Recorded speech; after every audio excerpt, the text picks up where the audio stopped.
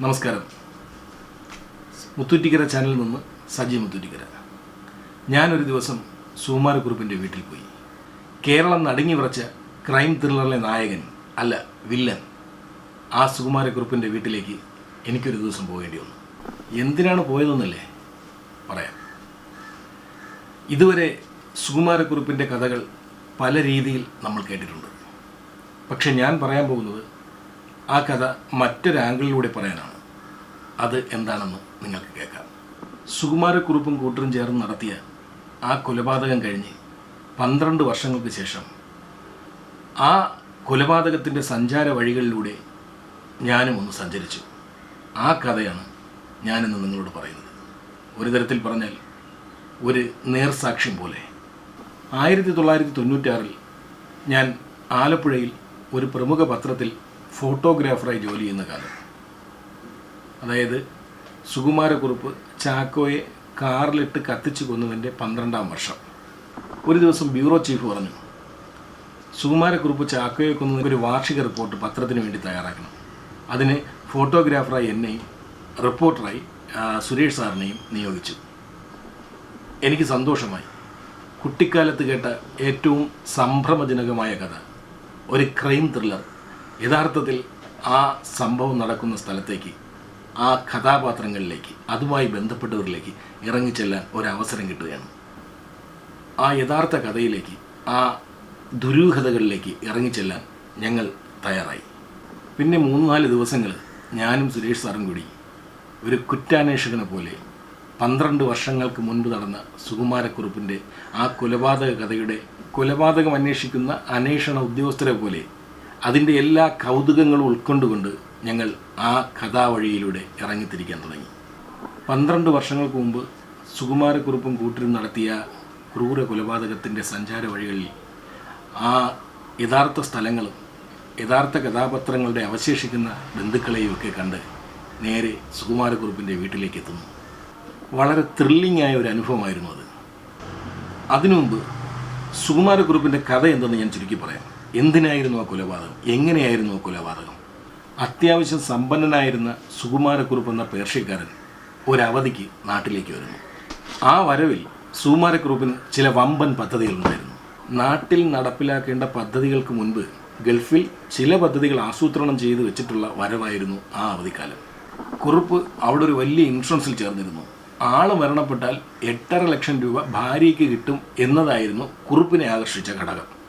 എന്നാൽ താൻ മരിക്കാതെ തന്നെ ആ തുക എങ്ങനെ കരസ്ഥമാക്കാം എന്ന പദ്ധതിയായിരുന്നു കുറുപ്പ് ചിന്തിച്ചു കൂട്ടിയത്. ആ പദ്ധതി നടപ്പാക്കാനുള്ള വരവായിരുന്നു അത്.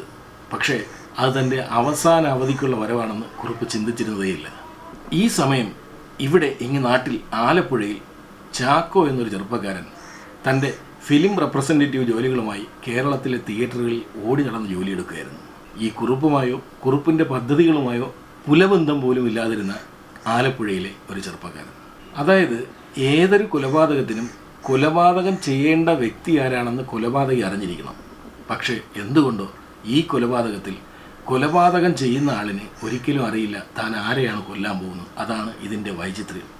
ഒരു വാടക കൊലയാളിക്ക് പോലും താൻ കൊല്ലേണ്ട ആളിൻ്റെ ഒരു ഫോട്ടോയെങ്കിലും ഒന്ന് ആദ്യമേ കണ്ടിരിക്കണം. എന്നിട്ട് തക്കം പാർത്തിരുന്ന് അവസരം കിട്ടുമ്പോൾ അയാളെ കൊല്ലുകയാണ് സാധാരണ കൊലപാതകങ്ങൾ നമ്മൾ കണ്ടിട്ടുള്ളത്. അതിൽ നിന്ന് വ്യത്യസ്തമായ ഒരു കൊലപാതകമായിരുന്നു ചാക്കോയുടേത്.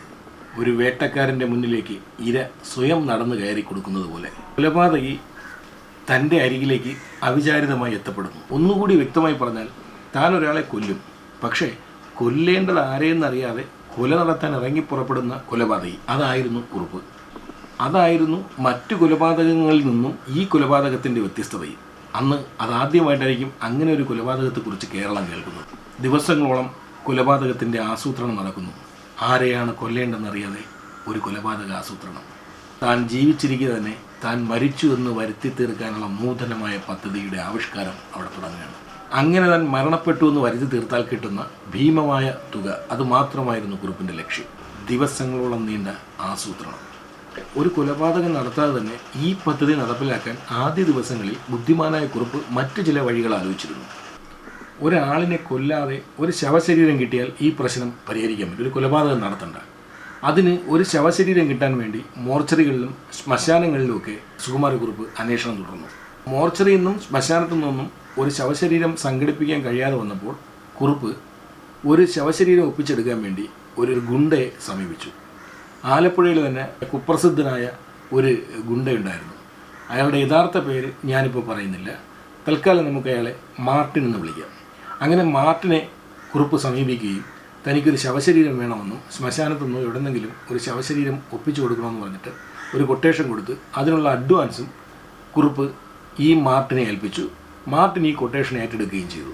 പക്ഷേ എന്തുകൊണ്ടോ മാർട്ടിന് ഒരു ശവശരീരം ഒപ്പിച്ച് കുറുപ്പിന് കൊടുക്കാൻ കഴിഞ്ഞില്ല. അല്ലെങ്കിൽ അത് മാർട്ടിൻ വിട്ടുകളഞ്ഞതായിരിക്കാം. അങ്ങനെ ഒരു സംഭവം നടന്നിട്ടില്ല. എങ്കിൽ ചിലപ്പോൾ കഥ മറ്റൊന്നായനെ.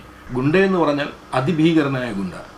ഒരാളിനെ കുത്തിയിട്ട് കത്തി വലിച്ചൂരി അതിലെ ബ്ലഡ് എടുത്ത് മദ്യത്തിലൊഴിച്ച് കുടിച്ചു എന്ന് പറയപ്പെടുന്ന ഒരു ഗുണ്ടയാണ് ഈ മാർട്ടിൻ. അങ്ങനെയുള്ള മാർട്ടിനെയാണ് കുറുപ്പ് സമീപിക്കുന്നത് ഒരു ശവശരീരം ഒപ്പിച്ചു കൊടുക്കാൻ.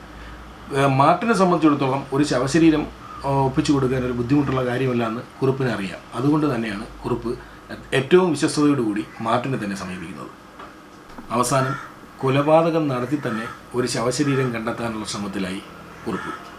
അതിനുവേണ്ടി ഒരു കറുത്ത അംബാസഡർ കാറിൽ ദിവസങ്ങളോളം രാത്രികളിൽ കുറുപ്പും കൂട്ടരും റോഡിലൂടെ അലഞ്ഞു നടക്കുകയായിരുന്നു. ദിവസങ്ങളോളമുള്ള തിരച്ചിലിൽ തൻ്റെ ഉയരവും വണ്ണവുമുള്ള ഒരു മനുഷ്യനെ കണ്ടെത്താൻ കഴിയാതെ വലഞ്ഞ് കുറുപ്പും കൂട്ടരും പിന്നെയും രാത്രികൾ ശ്രമം നടത്തിക്കൊണ്ടേയിരുന്നു.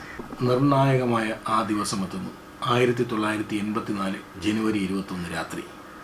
ആ ദിവസം രാത്രിയിൽ നേരത്തെ പറഞ്ഞ ആലപ്പുഴയിലെ ചാക്കോ എന്ന ചെറുപ്പക്കാരൻ, ഫിലിം റെപ്രസെൻറ്റേറ്റീവായ ചെറുപ്പക്കാരൻ ഹരിപ്പാടിലെ ഒരു തിയേറ്ററിൽ നിന്ന് സെക്കൻഡ് ഷോയും കഴിഞ്ഞ് അന്ന് രാത്രി വീട്ടിലെത്താനുള്ള ധൃതിയിൽ റോഡിലേക്ക് ഇറങ്ങുന്നു, ഹൈവേയിലേക്ക് ഇറങ്ങുന്നു. അന്ന് തൻ്റെ ഗർഭിണിയായ ഭാര്യയുടെ അടുത്ത് എത്താമെന്ന് ചാക്കോ വാക്കുകൊടുത്തിരുന്നു. അതുകൊണ്ട് തന്നെ ആ രാത്രിയിൽ എങ്ങനെയും ചാക്കോയ്ക്ക് വീട്ടിലെത്തിയേ മതിയാവും.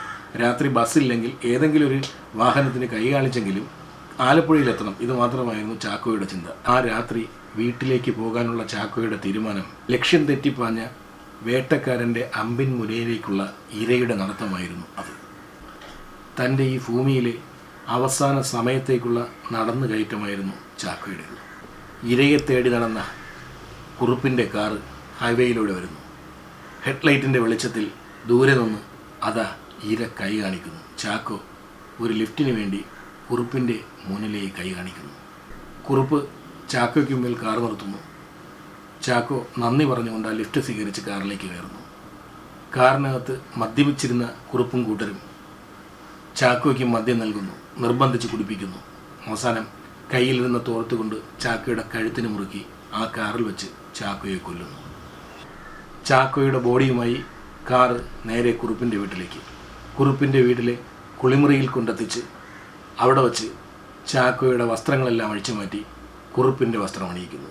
എന്നിട്ട് നിഷ്ഠൂരമായി പെട്രോൾ ഒഴിച്ച് ആ ബോഡി അവിടെയിട്ട് കത്തിക്കുന്നു. മുഖം കത്തിച്ച് വികൃതമാക്കുന്നു. അതിനുശേഷം വീണ്ടും കാറിൽ കയറ്റി നേരെ ചെങ്ങന്നൂരിനും മാവേലിക്കരയ്ക്കും ഇടയ്ക്കുള്ള കൊല്ലക്കടവ് എന്ന സ്ഥലത്തെത്തിക്കുന്നു. ഇരുവശത്തും പാടം നിറഞ്ഞ ആ റോഡിൽ നിന്നും കാറ് പാടത്തേക്ക് തള്ളിയിടുന്നു. അവിടെ വെച്ച് ചാക്കോയുടെ ഡെഡ് ബോഡി എടുത്ത് ഡ്രൈവിംഗ് സീറ്റിലിരുത്തി പെട്രോൾ ഒഴിച്ച് കാർ ഉൾപ്പെടെ കത്തിക്കുന്നു. അതിരാവിലെ ജനങ്ങൾ കാണുന്നു പാടത്തൊരു കാർ കിടന്ന് കത്തുന്നു. പിന്നെ പോലീസ് എത്തുന്നു.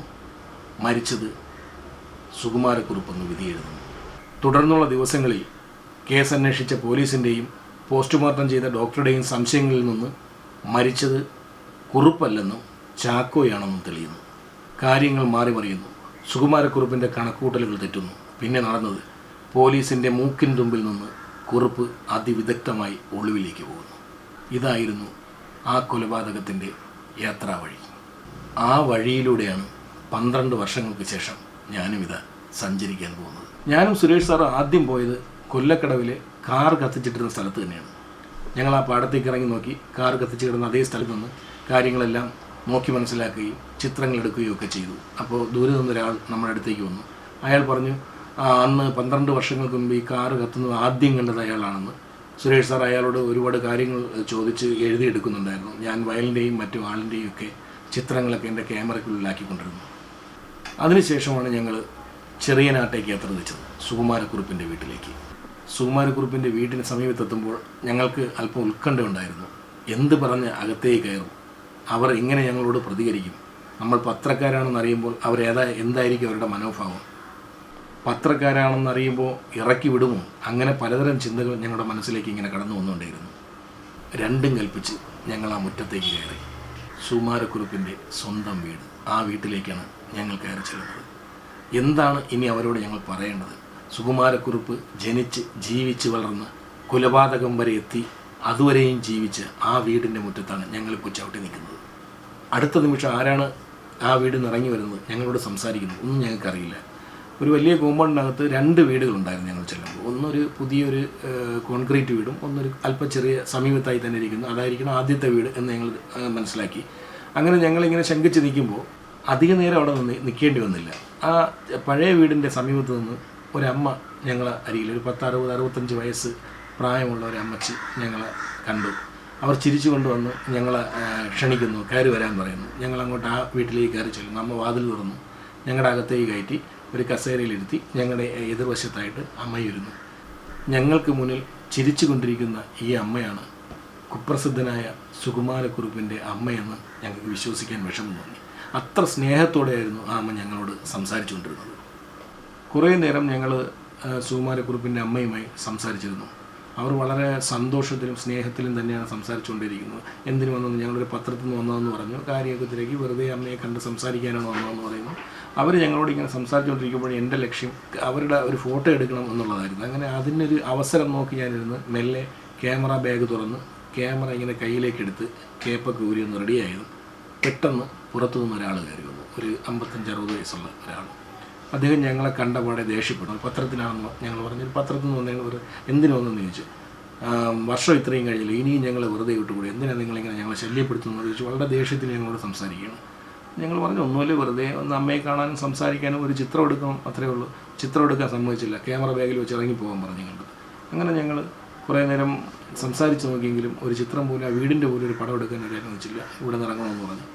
ഞങ്ങൾ പിന്നെ ഇറങ്ങി. അവരെ കുറ്റം പറയാൻ പറ്റില്ല. അവർ ഇറങ്ങിപ്പോകാൻ പറഞ്ഞാൽ നമുക്ക് അവരെ കുറ്റം പറയാൻ പറ്റില്ല. 12 വർഷമായിട്ട് സുകുമാരക്കുറുപ്പ് ചെയ്തൊരു കൊലപാതകം കേരളവും ഇന്ത്യയും അറിഞ്ഞ ആ കൊലപാതകത്തിൽ ആ വീട്ടുകാരും ബന്ധുക്കളും എന്തുമാത്രം പീഡകൾ അനുഭവിച്ചിട്ടുണ്ടാവും. ആ വശം നമ്മൾ ചിന്തിച്ച് നോക്കിയാൽ മനസ്സിലാവും. പക്ഷേ അമ്മ എന്തുകൊണ്ടോ അവളുടെ സ്നേഹത്തിൽ നമ്മൾ സംസാരിക്കുന്നത്, ബന്ധുക്കൾ അതിൻ്റെ മാനസിക പ്രയാസത്തിലാണ്.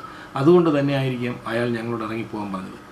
ഞങ്ങൾ ഒരു വിഷമവും തോന്നില്ല ഞങ്ങൾക്ക്. ഞങ്ങൾ പുറത്തേക്ക് ഇറങ്ങി വന്നിട്ട് അടുത്തുള്ള 1-2 വീടുകളിൽ ഞങ്ങൾ സുകുമാരക്കുറുപ്പിനെ കുറിച്ച് എന്തെങ്കിലുമൊക്കെ അറിയാൻ വേണ്ടിയിട്ടൊക്കെ സംസാരിക്കാമെന്ന് കരുതി 1-2 വീടുകളിൽ കയറി അവരോടൊക്കെ സംസാരിച്ചു. പക്ഷേ സംസാരിച്ചവരെല്ലാം ഞങ്ങളോട് പറഞ്ഞത് സുകുമാരക്കുറുപ്പിന് എന്ന ചെറുപ്പക്കാരൻ നല്ലൊരു മനുഷ്യനായിരുന്നു, വളരെ നല്ലൊരു പയ്യനായിരുന്നു എന്നല്ലാതെ ഒരാൾ പോലും ഇയാളെ മോശം പറയും. ഈ കൊലപാതകം ചെയ്യുന്ന അന്ന് വരെയും അവർക്ക് സുകുമാരക്കുറുപ്പ് ഒരു ക്രിമിനൽ മൈൻഡുള്ള ആളാണോ ഒന്നും അറിയില്ല. അത്രമാത്രം നല്ല രീതിയിലാണ് സുകുമാരക്കുറുപ്പ് ആ നാട്ടിൽ ജീവിച്ചിരുന്നത്, ആൾക്കാരോട് ഇടപെട്ടിരുന്നതൊക്കെ. ഞങ്ങൾ സുകുമാരക്കുറുപ്പിൻ്റെ ആ വീട്ടിൽ മുന്നിലൂടെ തിരിച്ചു നടന്ന് വണ്ടിയിൽ കയറി ആ സ്ഥലവും നാടും വീടും ഒക്കെ വിട്ട് ഞങ്ങളവിടെ നേരെ തിരിച്ചു. പിന്നെ അറിഞ്ഞത് വണ്ടാനത്ത് സുകുമാരക്കുറുപ്പ് ഒരു വീട് വെച്ചിട്ടുണ്ട്, അതൊന്ന് കാണണം എന്ന് കരുതി നേരെ ഞങ്ങൾ വണ്ടാനത്തേക്ക് പോയി. വണ്ടാനത്ത് ഒരു ഉള്ളിലായിട്ടൊരു സ്ഥലത്ത് നിന്ന് ആ വീട് ഞങ്ങൾ കണ്ടു. 2 നില, ഒരു വലിയ 2 നില വീട്. ആ വീട് ഏകദേശം കെട്ടി പൂർത്തിയാക്കി, ചുവരുകൾ തേച്ചിട്ടില്ലാത്ത വിധം, ബാക്കി എല്ലാ പണികളും ഏകദേശം തീർന്ന മട്ടില്ല. അത്രയ്ക്ക് വലിയൊരു വീടായിരുന്നു. ആ വീട് കാട് കയറി, ചെടികളും കാടും കയറി അനാഥമായി ഇങ്ങനെ ഒരു പ്രേതഭവനം പോലെ അന്ന് അവിടെ കിടക്കുന്നുണ്ടായിരുന്നു. ഞങ്ങൾ ചെല്ലുമ്പോൾ അവിടെയും ഞങ്ങൾ അയൽവക്കത്തെ വീടുകളിലൊക്കെ അന്വേഷിച്ചു. എന്താ സുകുമാരക്കുറുപ്പിനെ കുറിച്ച് അന്വേഷിച്ചപ്പോൾ അവരും പറയുന്നത് വളരെ നല്ലൊരു ചെറുപ്പക്കാരനായിരുന്നു സുകുമാരക്കുറുപ്പ്. കഴിഞ്ഞ ദിവസം ഈ കൊലപാതകത്തിന് 2 ദിവസം മുൻപ് അവിടെ ചെന്നപ്പോഴും അടുത്തുള്ള ആർക്കൊക്കെ കാശ് കൊടുത്തവരെ സഹായിച്ചിട്ടുള്ളൊരു പാവം മനുഷ്യനാണ്. വളരെ സ്നേഹസമ്പന്നനാണ് സുകുമാരക്കുറുപ്പ്. എന്നല്ലാതെ ഇങ്ങനൊരു ക്രിമിനലാണ് ഈ സുകുമാരക്കുറുപ്പിനുള്ളിൽ ഒളിഞ്ഞിരിക്കുന്നതെന്ന് ആർക്കും പിടിക്കാൻ പറ്റാത്ത വിധം അത്രയ്ക്കും ബുദ്ധിമാനായിരുന്നു സുകുമാരക്കുറുപ്പ് എന്നത് ഞങ്ങൾ പിന്നെയും അത്ഭുതപ്പെടുത്തിക്കൊണ്ടേയിരുന്നു. പിന്നീട് ഞങ്ങൾ ചാക്കോയുടെ വീട്ടിലേക്ക് പോയി. അവിടെ ഞങ്ങൾ ചാക്കോയുടെ മകനെ കണ്ടു. 10-12 വയസ്സുണ്ടാവുമെന്ന് അവനെ കണ്ട് കുറേ നേരം അവനോട് സംസാരിച്ചു. ചാക്കോയുടെ ബന്ധുക്കളോടൊക്കെ സംസാരിച്ചു, കാര്യങ്ങളൊക്കെ മനസ്സിലാക്കി. അത് കഴിഞ്ഞ് ചാക്കോയുടെ ഭാര്യയെ കാണാൻ റെയിൽവേ സ്റ്റേഷനടുത്തുള്ള ഒരു ഹോസ്പിറ്റലിലേക്ക് പോയി. അവിടെ ചെന്ന് അവരെയും കണ്ട് കുറേ കാര്യങ്ങളൊക്കെ സംസാരിച്ചു. അങ്ങനെ ഞങ്ങൾ സുകുമാരക്കുറുപ്പിൻ്റെ ഈ സംഭവവുമായി ബന്ധപ്പെട്ട എല്ലാ വഴികളിലൂടെയൊക്കെ സഞ്ചരിച്ച് ഞങ്ങളുടെ റിപ്പോർട്ട് പൂർത്തിയാക്കി ബ്യൂറോ ചീഫിനെ ഏൽപ്പിക്കുന്നു. ആ കൊലപാതകം ചാക്കോയുടെ കൊലപാതകം നടന്നിട്ട് ഇന്നേക്ക് 37 വർഷങ്ങൾ കഴിഞ്ഞിരിക്കുന്നു. ഇന്നും അതിബുദ്ധിമാനായ ആ കൊടും ക്രിമിനൽ സുകുമാരക്കുറുപ്പ് ഒളിവിൽ പോയിട്ട് ഒരു തുമ്പും കണ്ടെത്താൻ പോലീസിന് കഴിഞ്ഞിട്ടില്ല. അതുതന്നെ കേരളത്തിന് ഒരു അത്ഭുതമാണ്. കേരള പോലീസിൻ്റെയും ഇൻ്റർപോളിൻ്റെയും കണ്ണു വെട്ടിച്ച് സുകുമാരക്കുറുപ്പ് എന്ന മനുഷ്യൻ ഇന്ത്യയിൽ എവിടെയെങ്കിലും ജീവിച്ചിരിപ്പുണ്ടോ? ഇന്ത്യ വിട്ട് വിദേശത്തേക്ക് കടന്നു എങ്കിൽ എങ്ങനെ ഒരു ദിവസം സുകുമാരക്കുറുപ്പ് പൊതുമധ്യത്തിൽ വന്നിട്ട് പറയുന്നു അയാളുടെ ജീവിതം എങ്ങനെയിരിക്കുന്നത്? അങ്ങനെ ഒരു ദിവസം നമുക്കിനി പ്രതീക്ഷിക്കാൻ കഴിയില്ലെന്ന് എനിക്ക് തോന്നുന്നു. കാരണം 37 വർഷങ്ങൾ കഴിഞ്ഞിരിക്കുന്നു. ഒരു 10-20 വർഷത്തിനുള്ളിലെങ്കിലും നമുക്കത് പ്രതീക്ഷിക്കാൻ പറ്റും. കേരളത്തിലെ ജനങ്ങളുടെ പ്രതീക്ഷ എന്ന് പറയുന്നത് സുകുമാരക്കുറുപ്പ് ഇന്നും ജീവിച്ചിരിപ്പുണ്ടെന്നാണ്. 300 വർഷം കഴിഞ്ഞാലും ഒരുപക്ഷെ മലയാളികൾ വിശ്വസിക്കും സുകുമാരക്കുറുപ്പ് ജീവിച്ചിരിപ്പുണ്ടെന്ന്. പക്ഷേ ഇനി എന്തെങ്കിലും നമുക്ക് പ്രതീക്ഷിക്കാനുണ്ടെങ്കിൽ എന്തെങ്കിലും ഒരു ദിവസം ഒരാളിൻ്റെ വെളിപ്പെടുത്തലുണ്ടാവും. ഞാൻ സുകുമാരക്കുറുപ്പിനെ കണ്ടിരുന്നു, ഞങ്ങൾ ഒരുമിച്ച് ഒരു സ്ഥലത്ത് ജീവിച്ചിരുന്നു എന്നൊക്കെ പറഞ്ഞ്. കാരണം സുകുമാരക്കുറുപ്പ് എവിടെ ജീവിച്ചിട്ടുണ്ടെങ്കിലും ഏതെങ്കിലും ഒരു സമൂഹത്തിനുള്ളിലായിരിക്കുമല്ലോ. അവിടെ കുറേ ചുറ്റുപാടുകളിൽ കുറേ ആൾക്കാരുമായിട്ടെങ്കിലും സുകുമാരക്കുറുപ്പിന് പരിചയം ഉണ്ടാവും. ആ പരിചയപ്പെട്ടവർ ആരെങ്കിലും ഒരാൾ തിരിച്ചറിഞ്ഞിട്ടുണ്ടെങ്കിൽ അയാൾ എന്തെങ്കിലും വെളിപ്പെടുത്തിയാൽ മാത്രമേ ഇനി നമുക്ക് സുകുമാരക്കുറുപ്പിനെ കുറിച്ച് ഒരു അറിവുണ്ടാവാൻ സാധ്യതയുള്ളൂ എന്നാണ് എനിക്ക് തോന്നുന്നത്. അല്ലെങ്കിൽ സുകുമാരക്കുറുപ്പ് എക്കാലവും ഇങ്ങനെ ഒളിവിൽ എവിടെയോ ജീവിച്ചിരിപ്പുണ്ടെന്നുള്ള വിശ്വാസത്തിൽ മലയാളിക്ക് കഴിയാനേ സാധ്യമുള്ളൂ. അതുപോലെ മറ്റൊരു കാര്യം എൻ്റെ ചിന്തയിൽ അന്നു മുതലേ ഉള്ള ഒരു കാര്യമാണ്. അതിബുദ്ധിമാനായിരുന്നു സുകുമാരക്കുറുപ്പ്. ഒരു കൊലപാതകം ചെയ്യാൻ വേണ്ടി ദിവസങ്ങളോളം വൻ പദ്ധതികൾ ആസൂത്രണം ചെയ്തിരുന്ന മനുഷ്യനാണ്. ഒരുപാട് ചിന്തിച്ചിട്ടുണ്ടാവണം. പക്ഷെ ചിന്തിക്കാതെ പോയ ഒരു കാര്യമുണ്ട്. അദ്ദേഹം കൊലപാതകം നടത്താതെ ശവശരീരങ്ങൾ തിരക്കി നടന്നിട്ടും കിട്ടാതെ വന്നപ്പോഴാണ് കൊലപാതകം ചെയ്തത്. കൊലപാതകം ചെയ്യാൻ ഒരാളിനെ അന്വേഷിച്ച് നടക്കുമ്പോഴും ഈ സുകുമാരക്കുറുപ്പ് ഒരു കാര്യം ചിന്തിച്ചില്ല. കണ്ടുപിടിക്കുന്ന ആളിനെ സെലക്റ്റീവായിട്ടൊരാളിനെ കണ്ടെത്താൻ. അതായത് ഒരു ഭ്രാന്തനെയോ ഭിക്ഷക്കാരനെയോ ഒരു അന്യസംസ്ഥാനക്കാരനെയോ തെരുവിലലയുന്നവനെയോ ആണ് അന്ന് സുകുമാരക്കുറുപ്പ് കണ്ടെത്തി പൊക്കിക്കൊണ്ടുവന്ന് കത്തിച്ച് കൊന്നിരുന്നെങ്കിൽ ഒരു പക്ഷേ ഒരിക്കലും കേരളം നടുങ്ങുന്നൊരു വാർത്ത ഉണ്ടാവുമെന്ന് എനിക്ക് തോന്നുന്നില്ല. കാരണം ഒരേ ജില്ലയിൽ ഒരു കൊലപാതകം നടക്കുന്നു, അതേ ദിവസം ഒരു മാൻ മിസ്സിംഗ് കേസ് ഉണ്ടാകുന്നു.